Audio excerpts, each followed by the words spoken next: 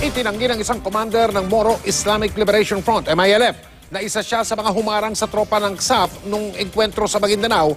Giit ni Ustad Wahid Tundok, siya pangaraw ang hininga ng tulong ng ikangay peace panel para umawat sa nagaganap na bakbakan. Nakatutok si Jiggy Manikad.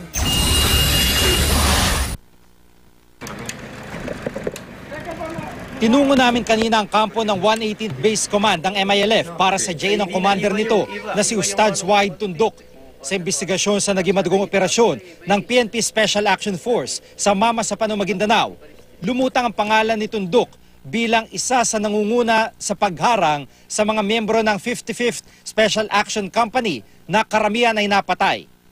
Siyang itinuturo ng iba't ibang units bilang pangunahing nakasagupa raw ng SAF. Pero mariing sabi ni Tundok, wala siyang kinalaman sa pagkamatay ng 44 na SAF komando. Nasa bahay lang daw siya sa bayan ng Datu Saudi Ampatuan na maganap ang bakbakan sa barangay Tukan Nalipaw, Mamasapan, Maguindanao na may 20 kilometro ang layo. Taliwas ito sa mga payag na naroon siya mismo sa pinangyarihan ng engkwentro.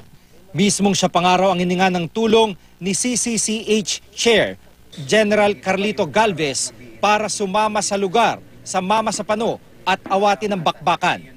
Nakapunta ko doon sa malapit sa Mamasapano, kasama namin si CCH, kasama namin GPS, kasama namin IMT. Nagtawag siya humingi siya ng tulong paano ma-break ang putukan. Ang kunti lang aking kasama ko dito.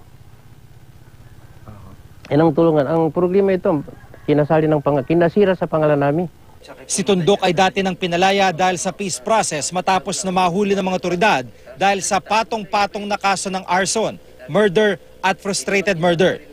Nang ideklara ang ceasefire ay wala na raw ginawa ang may 10,000 tauhan niya na makasisira sa inabangan nilang Bangsamoro Basic Law.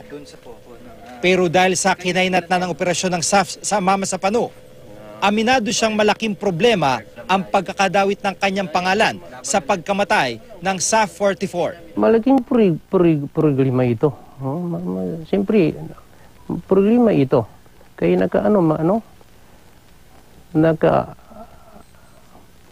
dahilan ng medyo istambay ng pilmahan ng bisiko sa nangyari ito. Sigurado lang ba yung kwan? Yan ang dahilan kailangan ma-solve ang problema ito. Sa amin, 118 ang problema namin, maayos ang kaming pangalan na nasira. Aminado man na may mga kamag-anak sila sa grupo ng BIFF. Matagal na raw na hindi niya nakakausap o nakikita mga ito dahil salungat ang BIFF sa paniniwala ng MILF. Sa layo din ng kanilang lugar ay wala siyang impormasyon na naroon si Marwan. Alam ba ng 118 na naando na si Marwan doon sa lugar ng BIFF? Hindi namin alam ito kaya malayo. Sa 118, malayo talaga. Malayo talaga ang Datu Saudi at saka Pizanawan, sobra 20 kilometer. Bilang isang ama sa 22 anak, ramdam daw niya ang sakit na nararamdaman ng mga naulila ng SAF 44. Siya rin daw ay namatayan din ng ilang kaanak sa engkwentro. Pareho lang ang nadamdaman. Nalungkot siya, nalungkot talaga ito. Lalo-lalo na yung namatay dito, hindi katulad, mayroong pang magkatulong sa kanilang gobyerno. Ito, mga parmal man ito. Wala nang kinabukasan ng Pero pareho, malungkot kami talaga. Lalo na makita namin sa TV, mga asawa nila, ate nila, nanay nila, malungkot, mag-iyak. Na siyempre, makuha sa puso, mahirap